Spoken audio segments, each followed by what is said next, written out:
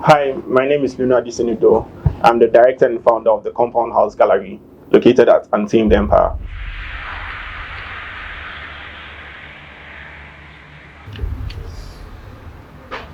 This current exhibition is one that is very provocative, and it also, touches on very serious sensitivities to people's, religion, lifestyle, and societal, expectations in general.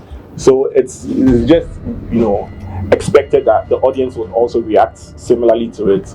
The exhibition we put up is not a very conventional, art exhibition, but that's something the space has actually, or is actually trying to promote and empower. We are looking at dealing with artists who are very experimental with material, artists who are trying to push the boundary of artistic practice and also interventions within the country and within the space they find themselves in, and artists who are also looking beyond just a simple concept, but rather looking at a holistic concept and approach towards art making.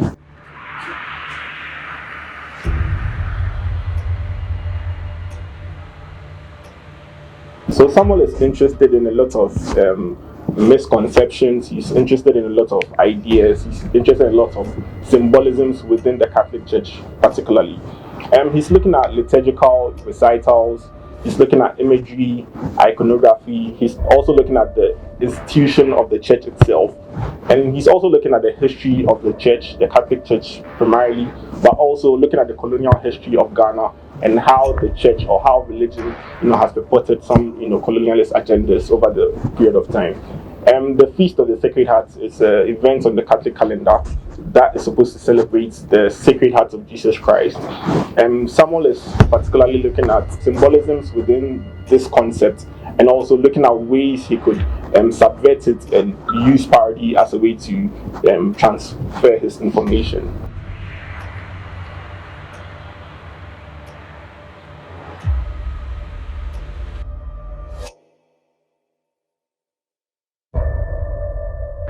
Yeah, so there's an installation by Samuel Barcotti, and this installation is supposed to mimic two things. So first of all, the artist has a background, working from the abattoir. He's been collecting blood and other objects from the abattoir over a very long period of time. He's interested in the fact that animals go through a certain production line that essentially ends their life, and he puts it, side by side with the death of Jesus Christ, if we may say, how Jesus Christ came to save us and essentially give us light and death.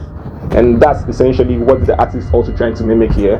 But from here, he's trying to adopt, the installation technique within the abattoir, where animals are hung upside down to allow the blood to flow, from them easily. He's also, interested in the early Roman, some of the early Roman ways of punishment and torture, and obviously you have the upright crucifixion that Jesus Christ was, put to, but also you have other forms of crucifixion. That's the upside down one, like the one we have here, where Peter, one of Jesus's disciples, had to go through. And the artist also looking at how over a very long period of time there's a certain conception around the crucifix or the cross of Jesus being upside down. That's supposed to be something demonic. He's also playing on that, idea to bring these sort of challenging conventions in the exhibition.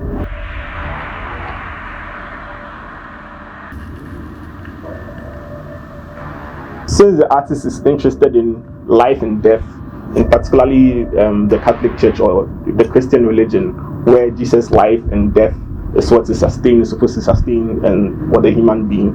That is also looking at flowers within the Catholic Church that have been attributed to Jesus Christ. So you have the rose flower, the tulips, the daffodils, and passion flowers. In this particular instance, we decided to use rose flowers, artificial and natural ones, where it also, beats on that idea of life and death.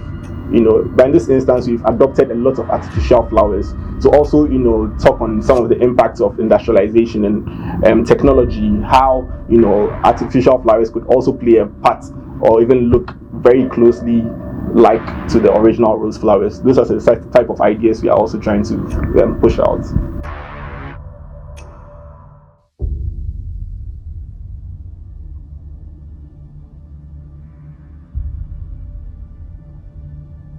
the gallery is a new initiative. It's an artist-run initiative that has been up since the 24th of June.